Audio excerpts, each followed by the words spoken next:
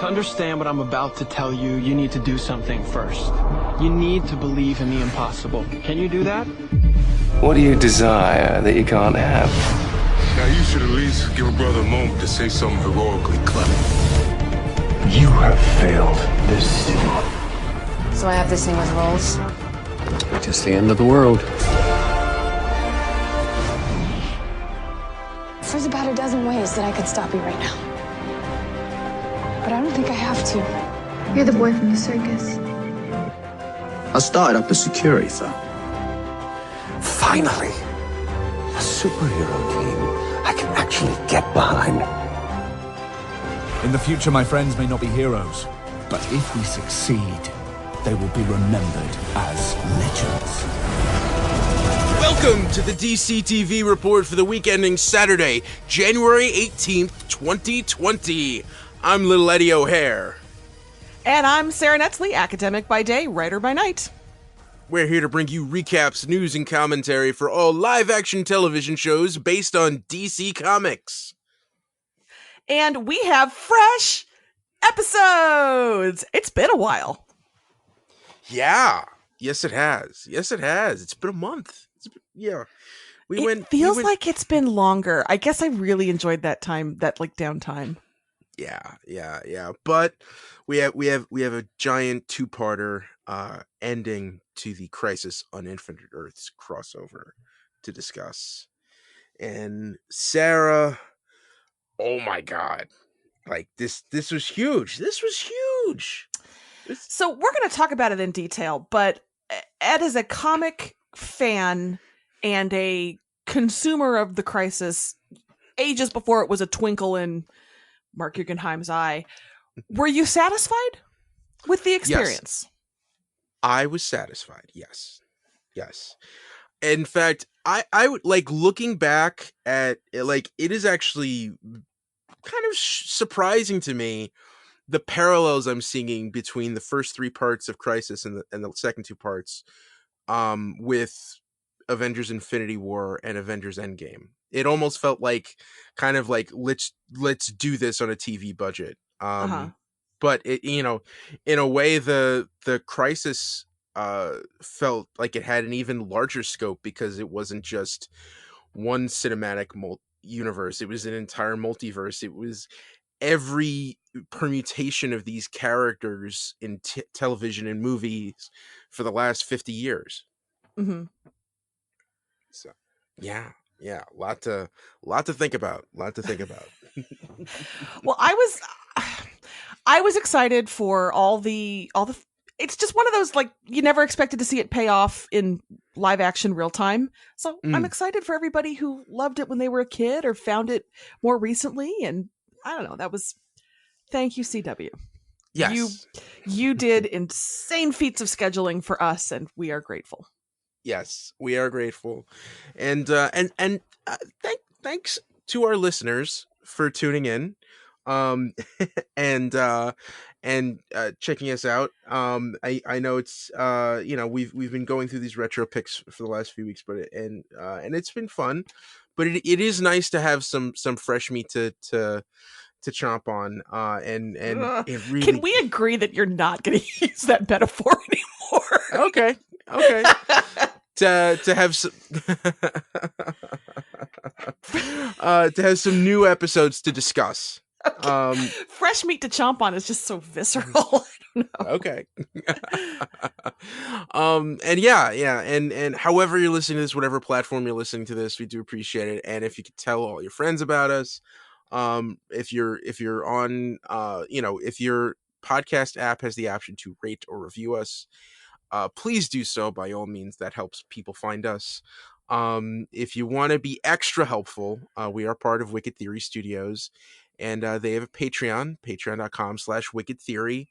And for however much you want, as little as $1 a month, you could just help us keep the lights on.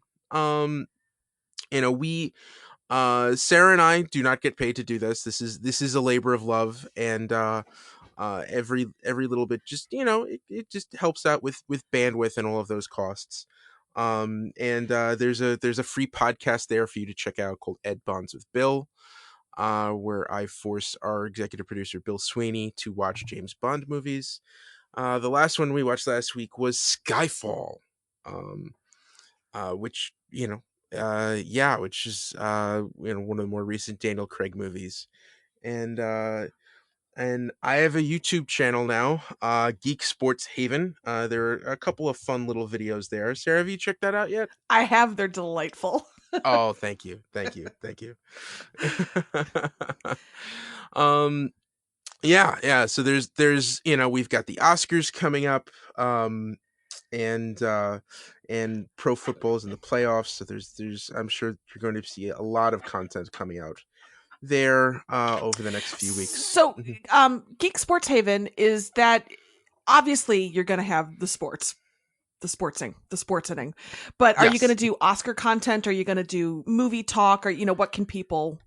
Yeah, I'm hoping to put up if you're listeners of the Super Live Adventure podcast, I've been sending them voicemails every time I watch a movie. And I'm planning to do a version of that on YouTube eventually. Just every time I come out of a movie theater, just take a quick video saying what movie I watched and just whether or not I liked it, and immediately posting that on YouTube. I am planning to delve into Oscars. Nominations were this week. For those of you who know, I try to see every movie that's nominated before the ceremony. At this point, I was a very good boy. I only have 8 feature films and 5 short films left to watch. And 3 weeks to do it in, even though there's one film from Poland that isn't getting a theatrical release until like 10 days after the ceremony. So we're going to see how that works out. God, if a movie called Corpus Christi, if that's what stops me from finishing this challenge 4 years in a row, let's just say I'm going to be a little upset. But get it together, Poland. Whereas thank most you for years, that. Thank you for that episode title, Sarah. Thank you.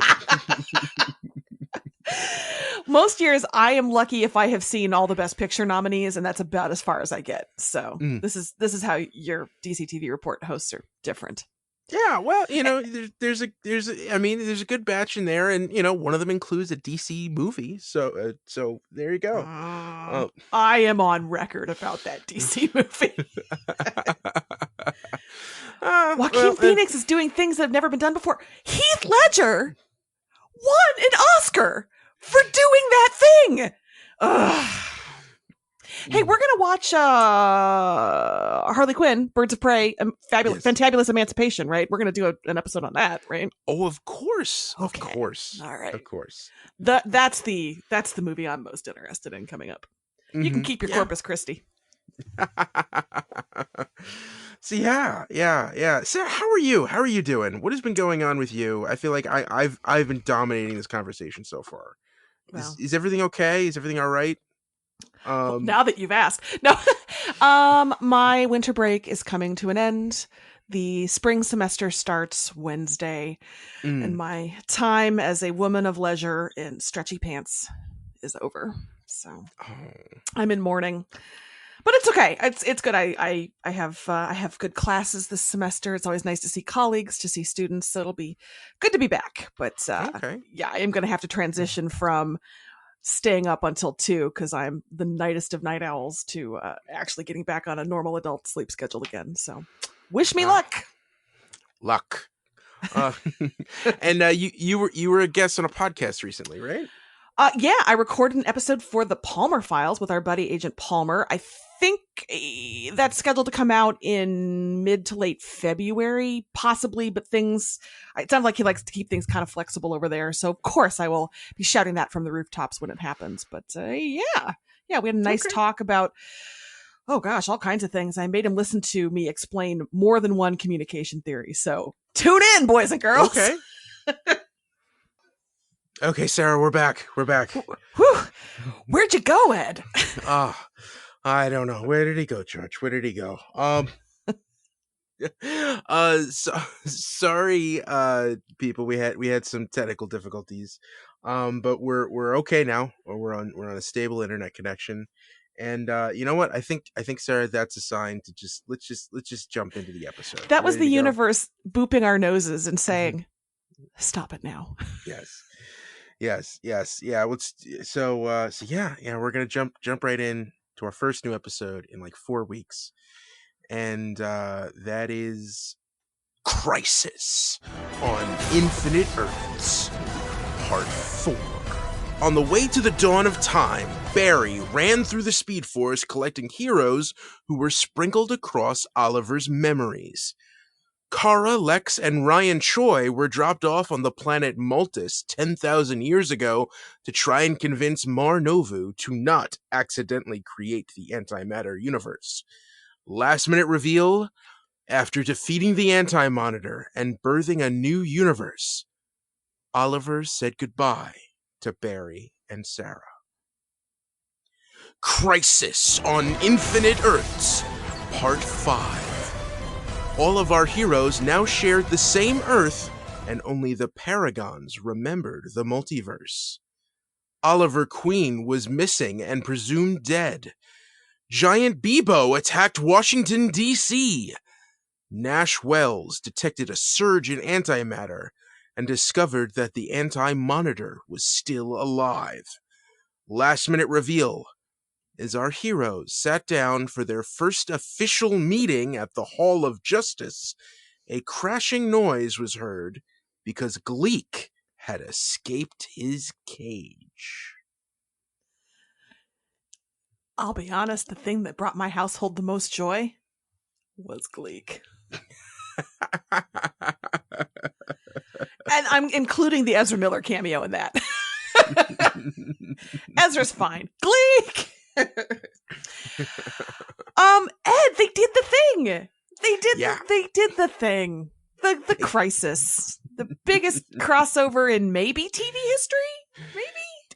Yes, I think we could say that. Bigger than Friends crossing over with Mad About You, even. Yeah. Ooh, wow. Yeah, I mean, it's definitely bigger than like Las Vegas crossing over with Crossing Jordan. It's all right those up... times that Gibbs turns up in a different NCIS unit. Yeah. Oh, let's not forget the famed Pretender meets the Profiler crossovers. You will never convince me those were different shows. Oh man, NBC in the 90s. I'm sorry, wait, did you mention Crossing Jordan? Yes, I did. Yes, I did. A+ work.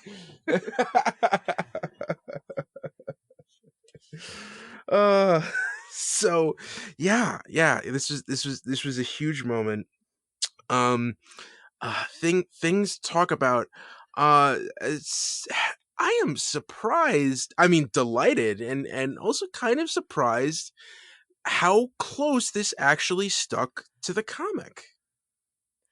I was curious about that because there were some wild plot jumps. So it's very interesting to me that a lot of that came from the comics, and yet you did have Marv Wolfman on board, right? Yes. Marv Wolfman is credited as a co-writer in Part 4, and yeah. I mean, because there are a lot of peripheral elements, and the actual characters doing things are very different. But basically, the big giant fight in Crisis, it comes down to a bunch of heroes fighting shadow demons, while giant versions of the Anti-Monitor and the Spectre go head to head, and then there's a big giant moment where there's a break where they break through, and it looks like there's going to win, and there's this big giant flash of white light, and then in the next issue, all of a sudden everybody's on the same Earth, and it's one universe, and the only people who remember are the heroes who were fighting. And then we find out, oh no, the Anti-Monitor is still around. This was all just a trick. He's trying to surge back again, and then they have to fight back and defeat him. And it's like wow, that's actually, and yeah, and I mean, you did mention Marv Wolfman. He does have an amazing, he does have a great cameo where he meets Barry and Kara. which Okay, question. Did you recognize him immediately? Oh yes, immediately. Yes. Okay. Yes. Jason did not. I of course am not going to recognize him immediately, but once he said his name was Marv, we were both like, "Oh, got it." Okay, really delightful. I love it when they give due deference to the people who really did come up with all this goodness. Yes. And what I will say about that, you know what? I'll say what I'm going to say, but I thought that cameo was great. I thought that was a nice reflexive moment. Grant Morrison would have been proud. And yeah. So, but the one thing that did strike me, I mean, it kind of comes with the territory with a lot of these shows, but for some reason, especially in part 4, I think I just noticed it. Maybe I just was in a weird frame of mind, but it did feel kind of hokey. I liked part 4 in that we saw how Oliver's relationships grew over the years. I love that they went back pretty far. I love that the Ray Palmer. Well, of course, I mean, I love the Ray Palmer scene because I love Palmer. But just seeing how his relationship with everybody in these shows evolves, I thought was wonderful. I didn't think it was that bad. Oh, no. I don't think it was bad. I'm just saying it was hokey. That there's, it's just kind of like, oh, this is, what it was? It's the idea that they're not fighting real people. They're fighting shadows. And it was just everyone in costume. And the fact that it was only like 8 people, all of a sudden it felt like a very small group of people on a very big canvas. And it looked, the landscape reminded me so much of the climax of Avengers Endgame that I don't know why. It's just like, oh no, this is a step down. Oh, they don't have the same resources. This is a TV budget. Yeah. I felt like they turned Oliver into Kenny from South Park in a way that I thought kind of cheapened every single death that came after. Just kept making us watch Oliver die. Shut up and watch Oliver die. And then Diggle had to remind us later, he died twice. It's like, oh yeah, they did do that again. Yeah, yes they did. And here's my thing. I get why they had Oliver die with Barry and Kara there. I get it, because they're the leads of their own shows. But I don't know. I feel like Diggle's genuine anguish that he wasn't there when Oliver died really got to me. And I do feel like that it would have been appropriate to have him there and Felicity. And, I understand that there were some stoppers in the way to that, but it was just a lot of Oliver deaths. And each time I was like, oh, all right. Yeah. Which begs the question, which I know I'm not using that correctly. I've had pedantic arguments about how to use begs the question, but it does beg the question. What the heck is the last episode of Arrow going to be about? Yeah.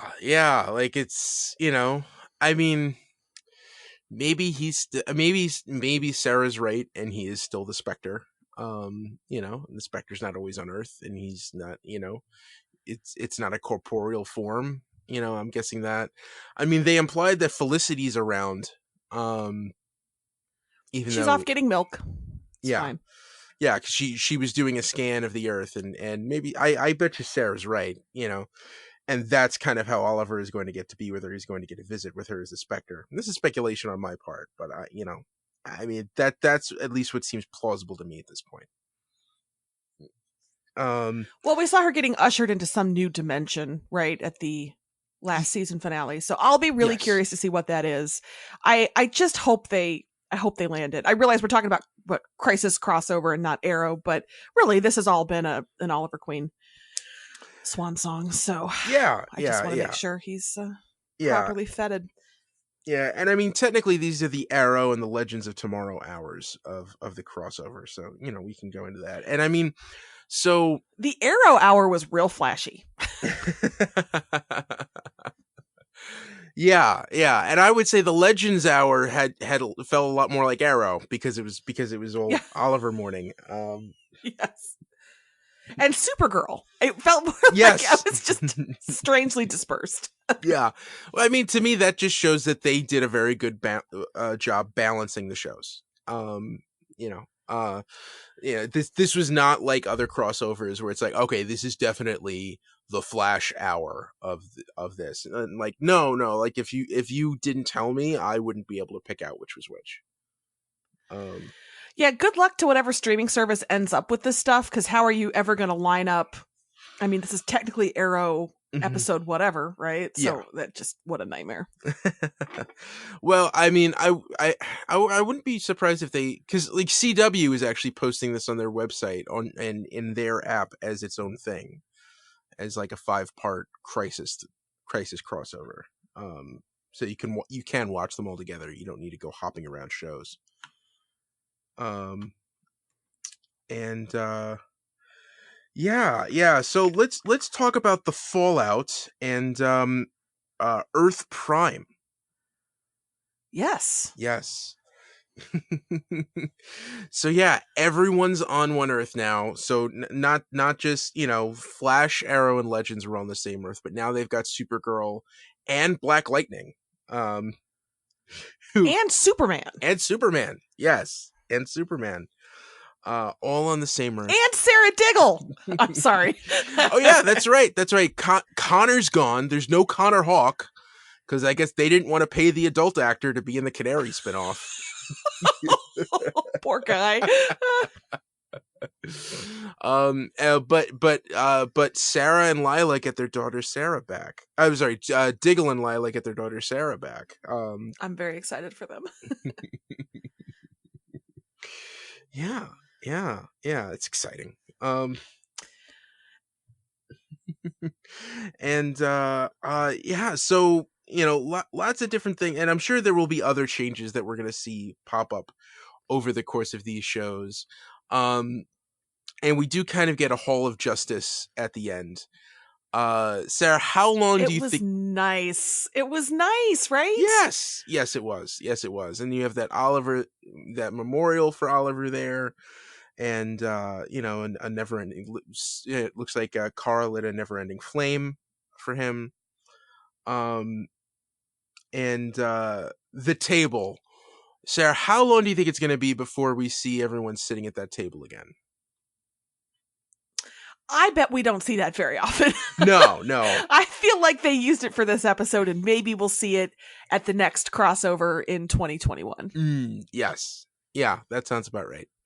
It was interesting to see who they established sitting at that table, though. You had of course, Flash, Supergirl, Batwoman, and Sarah Lance was the only White Canary's the only Legend. Superman is at that table, and Black Lightning. And I think that's it. And Martian Manhunter, of course. And more of a comics accurate look, right? Yes. I mean, I dig it. If you really wanted to go comics accurate, he would be shirtless and would just have the red sashes across his chest. I know, Sarah, you would enjoy that, but obviously, hello. I don't know if David Harewood was exactly up for that. I believe in you, David Harewood. Follow your dreams. But yeah. And I was reading, I have a little bit of news. I was reading an interview with Mark Guggenheim saying that the idea to include Gleek at the end was a last minute addition. And basically they threw that out there for any of the 5 shows to pick up with. So we don't know where Gleek is going to pop up. That's free for any show to pick. And my guess is that none of them take it. But I assumed that was their announcement of a straight to series order for the Wonder Twins. Well, I was gonna say, like, Gleek, that was just enough. If Jan and Jaina had shown up, I would have been like, all right, I'm out. I would have been that and Rage quits the podcast. That might have been the breaking point. That would have been that might have tested me. That was like, oh man.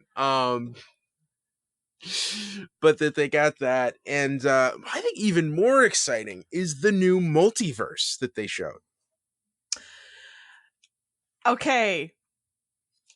Do we need to take a moment to pour one out for old Swampy? Yeah. So let's go through. I did write down each of the Earths. So we had Earth 2, which is Stargirl and the Justice Society. Coming soon to DC Universe and the CW. Yeah. Hey. Yeah. We had... And featuring Dr. Midnight, Hourman, and Wildcat, plus, of course, Stripe the Robot. Of course. We had Earth 12, which looks like it was Green Lantern. You saw a green light coming out of the Earth, and then it's showing up.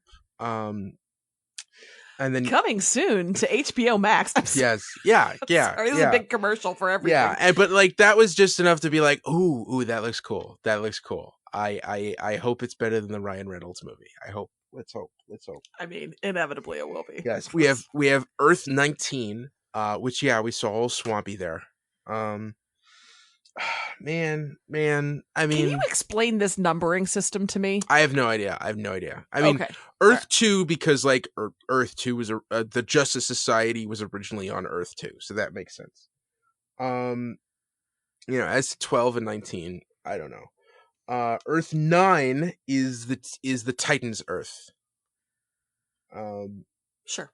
And Earth 21 is the Doom Patrol. So interesting how they separated those two shows.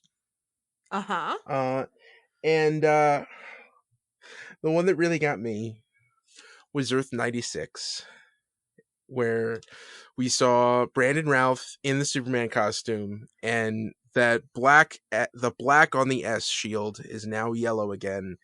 And it's the exact same pose that Christopher Reeve did, and at the end of all 4 of his movies, where he flies into space, and he's just moving his hands on, at the sides of his body, and just winks at the camera as he flies by, and like, all the feels, Sarah, all the feels. Genuinely getting chills just thinking about it right now. Yeah. He's smiling. He's got the kind of the emblem of hope and optimism again, which I'm taking that to mean that he still has his Lois and his he's not Kingdom Come Superman, but he's happy Superman. Yes. Can I do that? Can I assume that? Yes.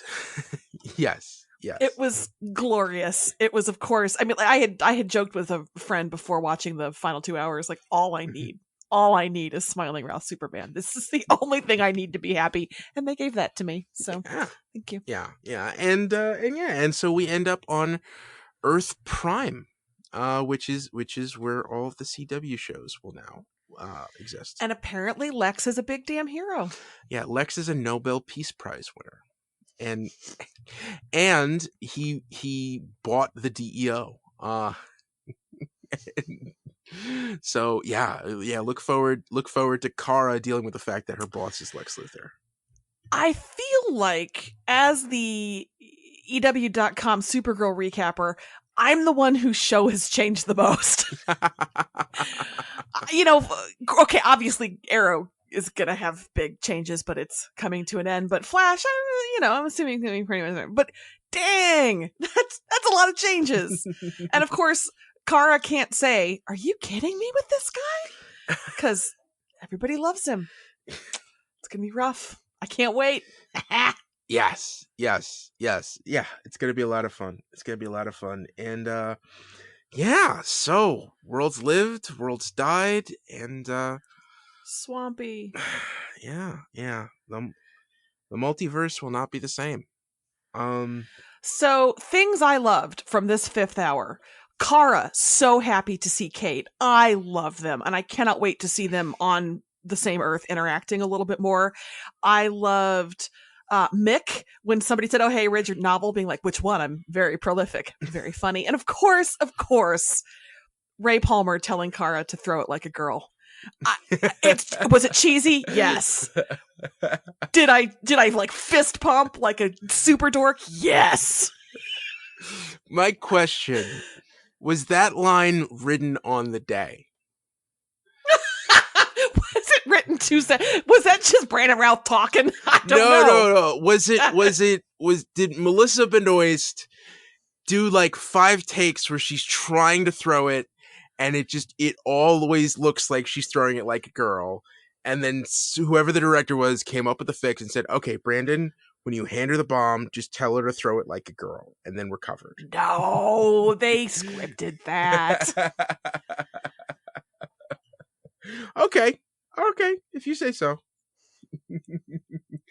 Yeah, oh my god, there's so much other stuff. Back to part 4 really quick. What did you think of Maltus and Marnovu? It was interesting for me to see that backstory. It was interesting to see him as a person with a life. I enjoyed that. Yeah, it was humanizing. Yeah, although he's not, human. I thought that was interesting. I did think it was cool to see that Lex had given himself some powers. Although I was a little bit disappointed that in the end, the effort was fruitless, because the Anti-Monitor says, well, there are so many there are so many different universes. There's always going to be at least one monitor create the Anti-Monitor. They're like, why'd we go there? Why'd we go there? Did it negate everything? Yeah, well, it's just like, oh, so that really was just to take up time. I also, can I be blasphemous for a second? I also kind of feel like the Big Bebo was a little strange. Yeah. You know what? But it was so fun that I'll forgive it. Like, it was that selfie. I mean, that selfie that got circulated afterward with Ray grinning real big and Kara in the corner, just like, what are you doing? Yeah. And the idea that it's Sargon the Sorcerer, and that's exactly him from the comics. That on this earth we get the hokiest of hokey villains. That the guy who actually shows up dressed like a magician to rob a bank. Yeah. You're right. That was fruitless, but it was so fun. Who cares? Yeah, I always have time for giant people. Fair enough. Fair. So, I mean, just talking about Aftermath. Arrow, I mean, we know we only have a few episodes left. And it seems like the big takeaways were the changes to Diggle's life. Just going through Flash. Funny we didn't have Iris in this episode. That was kind of strange. Yeah. She's probably too busy doing journalism. But Star Labs, Caitlin showed up, and I'm sure Nash is going to be dealing, with the, kind of coming back from the fact that, he pretty much caused all of this to happen. And Legends, I'm sure they're going to be dealing with, the way all of this multiversal activity has screwed up the time stream. And Black Lightning is going to be dealing with the fact that they live on a universe full of humans, full of superheroes now. Yeah. And Kara, I mean, you already mentioned that with Lex. And Batwoman, what would be the Batwoman implications out of this? Is she gonna learn to trust more, I guess? Yeah, she's gonna have to open her heart to friends. Yeah. So the thing, I mean, in all seriousness, the thing that's going to be the biggest narrative challenge is, why aren't they just all helping each other? That's going to be the problem. They're all on the same Earth. So if Supergirl is struggling with something, well, why can't Superman just hop over? And, if the Flash has it, well, why can't, I think even more so now, you're going to have, well, Superman is off world, so. Yeah. But I mean, that's something that always happens in comics, and I'm sure you'll see people popping in more for guest spots now and then. I mean, as Marv Wolf, which I actually like. I think casual fun little one-off guest appearances rather than these epic crossovers. I actually kind of welcome that you might get a random like, oh, hey, there's Supergirl in this Flash episode. That'd be cool. Yeah. All right.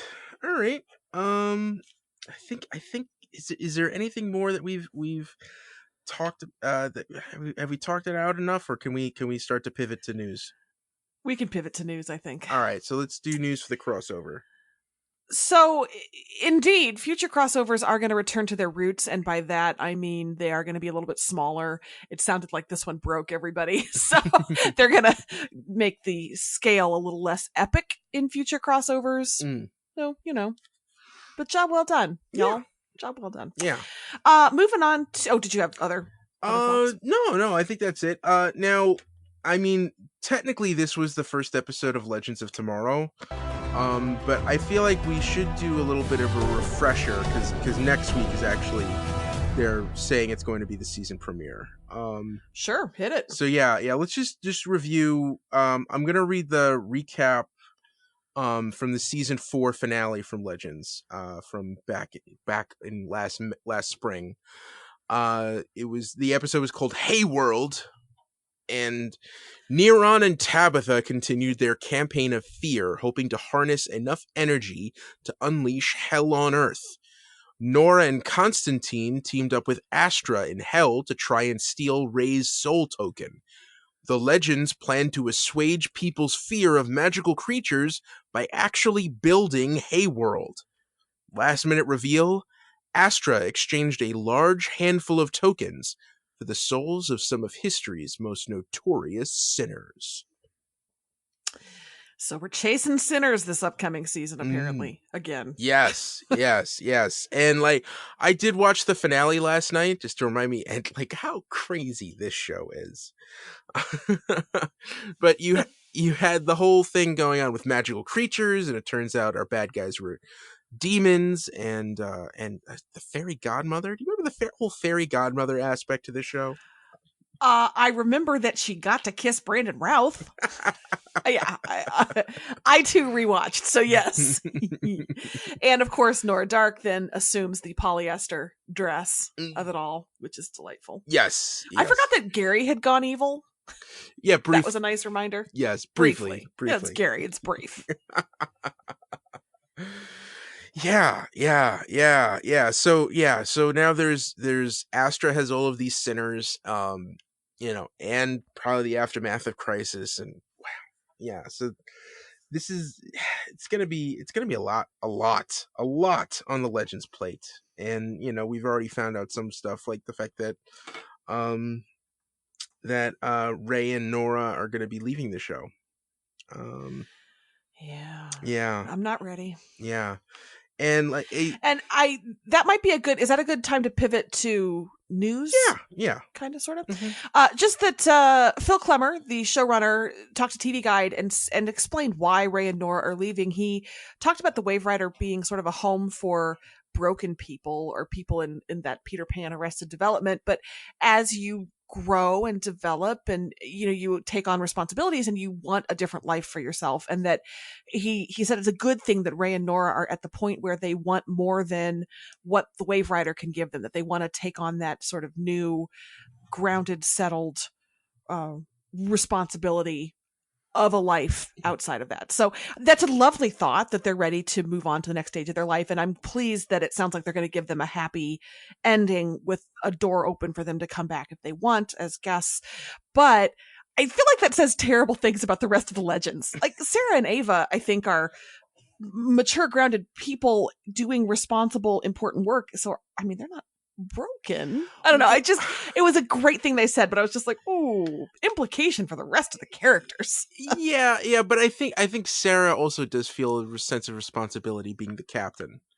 Yeah, her role's a little different, and I know Ava is a little more earthbound, or was earthbound when she had the Time Bureau, and it's hard to argue that John Constantine is not a broken mess, because I mean he is, yes, in the best way. So I mean I don't think he's wrong, but I think for some of the characters it's like, well, I don't know that I'd apply that to everybody, but yeah, I thought that was interesting.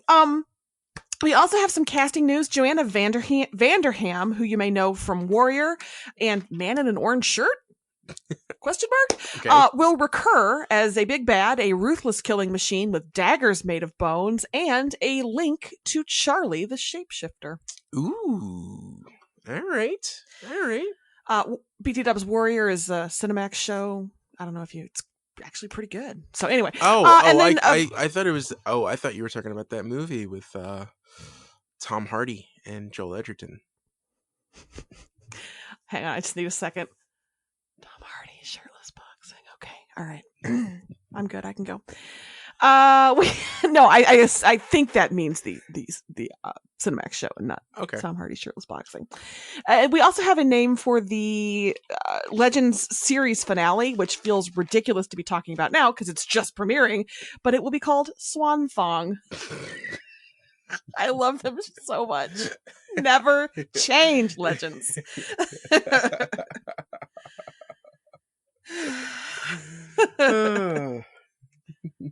Yeah, that made me happy.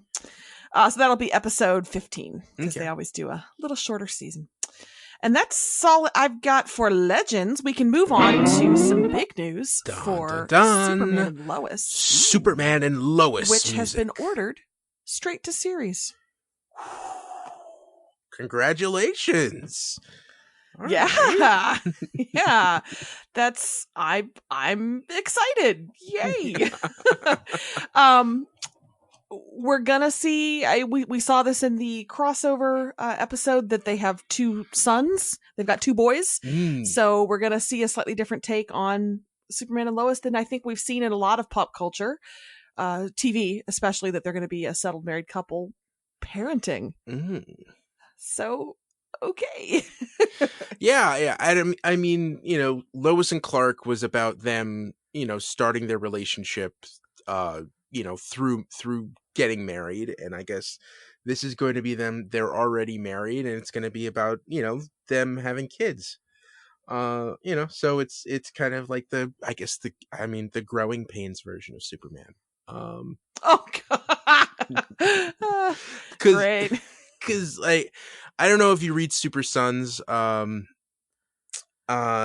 Jonathan Kent is an incredible character, and the fact that he has a brother, or if either of the sons are named Jonathan, like this is going to be interesting to see how it plays out. I am very excited to see what direction that they go in with this. I should note, because he was very upset when I discussed this news with him, our executive producer, Bill Sweeney, is not so hot on this idea. We've established he's not a fan of the actors who play of Tyler Hoechlin or Bitsy Tulloch. And he was more hoping that Superman would have his own show on DC Universe. But I think we've kind of been establishing how that streaming service has floundered, and he thinks that this is going to be a much more watered down show. But I disagree. I'm excited. I think it's a little strange to have a Superman show and a Supergirl show on the same network at the same time, but I don't see why it can't work. Yeah, I am with him in that I think I'm on record as not being super fond of Bitsy Tulloch, who plays Lois, but I am very fond of Tyler Hoechlin, so I am willing to be enthusiastic about the show because of that. I don't love kids in my TV shows, so I've got a lot of drawbacks too, but I am into it. I'm excited to see what they do with it. So, Bill, you're wrong. Yeah, and I will also say, after watching Lois and Clark as a retro pick, it reminded me how much I miss Superman on television. And I think we need that in our lives. I think we need that right now. Yeah, I want and that's actually why I'm okay with it not being part of DC Universe necessarily. I worry that they couldn't resist Snydering it all up, and making it a little too gritty or a little too something. And I think the CW aesthetic might be a little better, maybe, is what I think. So we'll see. Yeah. Yeah. Okay. I think that's it for that. Moving on to Green Arrow and the Canaries, or possibly just Arrow. Canaries. I don't know what kind of music you're going to drop in here, Ed. I'm going to vamp for a little bit. But the next episode, the episode that's airing this week, is the backdoor pilot that features Mia, Laurel, and Dinah, set in the future Star City that I think is going to come back. I'm not sure we'll see what's going to happen there, but it's kind of that backdoor pilot. But it is going to feature a new character we haven't seen before, Bianca Bertinelli, played by Reagan Harris from All American. So I feel the way Bill does about the Superman show, I think, which is, I wish I really was excited about this, but I'm not really. So we'll see what they do. Maybe they're going to do something amazing and I'm going to love it. I'm going to choose optimism, but it also features still photos of Dinah playing the piano and singing at some sort of lounge. And I just don't know about that. I will reserve judgment till next week. Yeah, I'm trying to hold off on anything. So, and I like Mia so much and I like the characterization. So we shall see. Mm-hmm. We shall see. Moving on to Titans and a little bit DC Universe. At the Television Critics Association upfronts this past week, the execs at HBO Max talked about how are they going to handle sharing content between HBO Max and DC Universe, and the answer is shruggy emoji. They don't know yet. They're still working out how they're going to share that content. Will it air first on DC Universe and then a day later hit HBO Max? The uncertainty there makes me a little nervous for DC Universe. Yeah, I don't know what's going on here. I'm just I feel like we're going to be having an awkward conversation in like a month or two about this. Like DC Universe, it's not us. It's you. You gotta go. Yeah, I don't know what's gonna happen there. I don't know. Ed, we've talked about this before, both on and off air. I don't understand why we can't do like Disney Plus that has the Star Wars, Marvel, Pixar, all the different buttons you can choose. Why does HBO Max not have a DC button that you can do? Yeah. I think the problem is that DC Universe launched first, and it probably has its own framework, and the other thing that does make this more complicated, where you can't just like fold it into a streaming service, is the comic book content. Yeah. And that takes a different kind of infrastructure, I guess. Yes, yeah. And how do you fold it into that? Yeah, and I'm sure that's actually probably taking up a lot more of their price point, but So we'll see. And of course, friends, we'll keep you up to date as we hear more about that unfolding relationship to come. But other Titans news, there are rumors that I deem credible but not verified that have hit kind of the second tier news sites, saying that Titans may be looking to cast Barbara Gordon / Oracle for season 3. This is not like a reported in Deadline kind of thing yet, but I've seen it in enough sites that I'm thinking we're going to get official confirmation before terribly long. So, Ed, what do you think? Barbara Gordon, is she going to be a good addition to Titans? I'm excited. I really hope that they do the Oracle version of that character. Oracle's been the word they've been using as they've been talking about this rumor. Yeah. Also, depending on which comic book you read, there is a really good on again, off again relationship between Barbara Gordon and Dick Grayson. So, something to look forward to. I don't know. Dick has a lot of women in his life in this version. He also has a thing for redheads.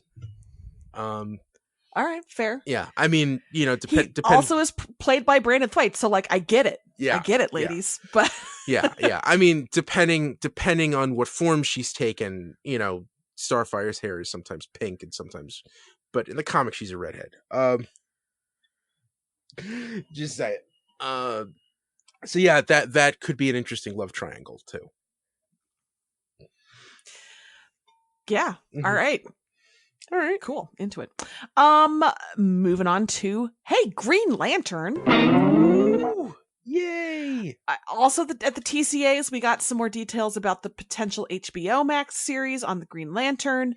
Apparently, the plans are to have it span several decades and to focus on 2 Green Lanterns on Earth and 1 in space that would lead into the Sinestro story. So the speculation, who are the 2 Earthbound Lanterns? I mean, the obvious answers would probably be Hal Jordan and Jon Stewart. Am I right? But, Guy Gardner's a lot of fun. And, Kyle Rayner, was very popular for a while. Plus, you've got the new guys like Jessica Cruz and Simon Baz. Sarah, there's so many possibilities. You pick. Yeah, what you just said. So, Sinestro, he's a good guy, right? Sinestro. Yes, yeah. Let's see if he has the magenta face and the mustache. He's got to have the mustache. Oh man, Sinestro. Man, I wonder how far. I mean, we're gonna get the Sinestro Corps War eventually, right? Oh, this is gonna be so big. I hope they don't screw it up. I really hope they don't screw this up. This is a lot of potential to be something really, really cool, Sarah.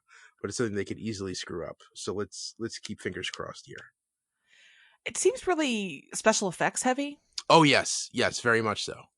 Yes, it's imagine Star Trek except no spaceships. If it's just people floating in space. Yeah. That doesn't sound like it's going to look goofy at all. Okay, last bit of news for the week is Lucifer. We have an episode title for their musical episode, and it is Bloody Celestial Karaoke Jam. Bloody Celestial Karaoke Jam. All right, I'm up for it. Yep. And even more exciting for me is that Debbie Gibson is going to appear in it Sarah? as the mother of a teen musical prodigy. Oh. Sarah? Uh-huh. Who's Debbie Gibson? Oh my God! Ed! Seriously! I'm sorry. You are not that much younger than me. She is a songstress from the 80s. Oh, okay. Well, I only know music. Pioneer of hits such as Electric Youth and Only in My Dreams, and my personal favorite, Lost in Your Eyes. Okay. All right. Sorry. I'm really only familiar with music from the 60s and 70s and rock and roll at that. Not so much pop songs. Yeah, she's real teen poppy. She's great, and I'm going to be excited to see her. I'm really looking forward to all of this. The whole season of Lucifer sounds marvelous. So if they want to give us a release date anytime now would be great. Yes. Yeah. Just drop those release dates. Really. Yeah. And Sarah, I think there's one more piece of news left that you haven't touched on. Am I right? There was a really big announcement that came in from a show. Did I skipped over it? Thank you. I just completely skipped over Watchmen. Yes. Thank you. It was in my list after Titans and I just hopped. Yeah, we're not getting a season 2, y'all. All right. Sorry, I could have handled that more delicately. All right. So HBO has said they don't want to be in the Watchmen business without Damon Lindelof, and Damon Lindelof has said he's done. He doesn't have any more stories to tell. And so HBO said, "You know what? We're not going to move forward without our creator." which really made Neil Gaiman tickle. He was tickled by the headline that they wouldn't move forward without their creator. Yeah, God forbid we do Watchmen without the involvement of the creator. But no, I mean, obviously Damon Lindelof's fingerprints are all over this TV show. I actually don't think this is the worst news. Of course, I'm disappointed because it was my best show of 2019 alongside Fleabag for me. But I think there's something kind of nice to saying we did this perfect 9-episode run and we're out. And I don't hate that. I don't hate that. So yes, it's disappointing, but also kind of no, it's not. How do you feel about it? I mean, you're right. You're right. As one season, it does tell a complete story, and that's great. I just wish that the ending hadn't felt like such a cliffhanger to me. I wish that they'd given us just that 1 ounce of closure. I just feel like Lindelof just couldn't help himself. Oh no, Lindelof gonna Lindelof, but I don't know. I kind of like writing my own. Season 2, I'm afraid we would have seen Angela try and fail or come up short, and by not giving us season 2, we can imagine that she does all the good things that John never got around to doing, right? And I think there's something kind of cool about that we can picture the change that she could make, and we don't ever have to see it. We can let it be as grand and epic and awesome as we'd like it to be. I don't know. Yeah. Or we could spend another season with an entirely different story that doesn't involve Angela at all. True. We did get the Dr. Manhattan story. There are a lot of other worlds, and maybe they find a different creator for that. Maybe next year or 5 years from now or 10 years from now, you find some new arena to play in, and that would be cool too. Yeah, I was gonna say, I think it's best to let this sit for a few years and then maybe come back to it later on. Give it some time to cool. And let Damon Lindelof read a little bit more Ta-Nehisi Coates, or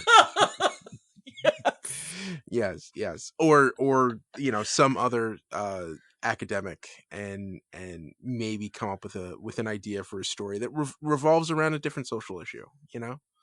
I would be very into that. You're right. It doesn't have to be about Angela and company, but whatever they decide to do is great for me. I just am so grateful for this season of TV, and for my fellow Leftovers fans, I am cool with just like let the mystery be. That is fine with me. So, okay, now we're done with news. Thank you, Ed. All right, on to our winners of the week.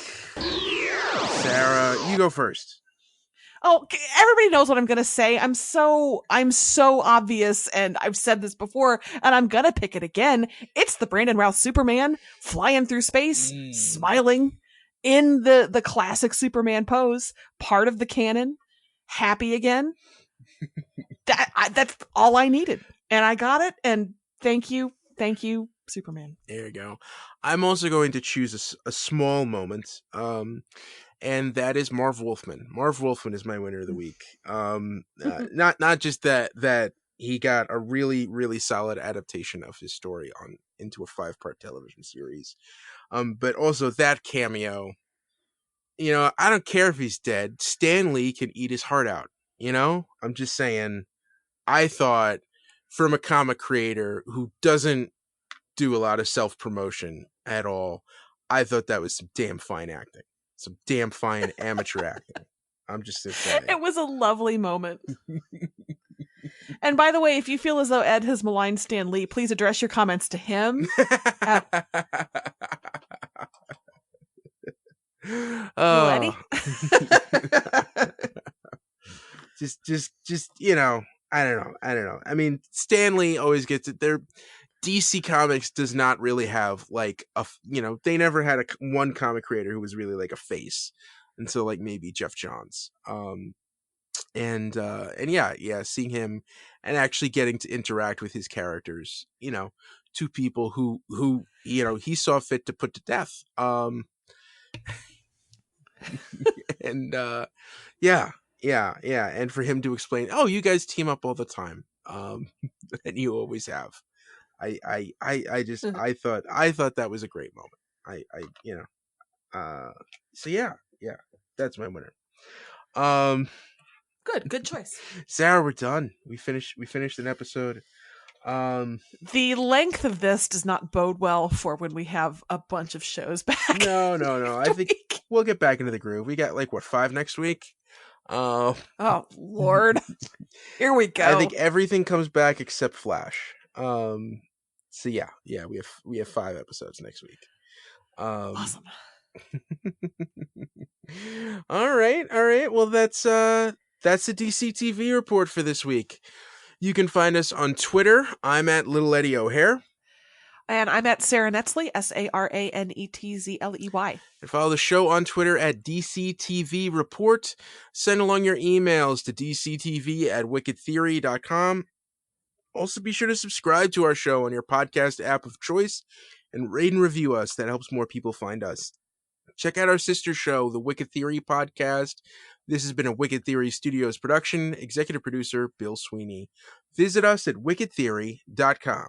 Shazam, everybody. Shazam! Shazam!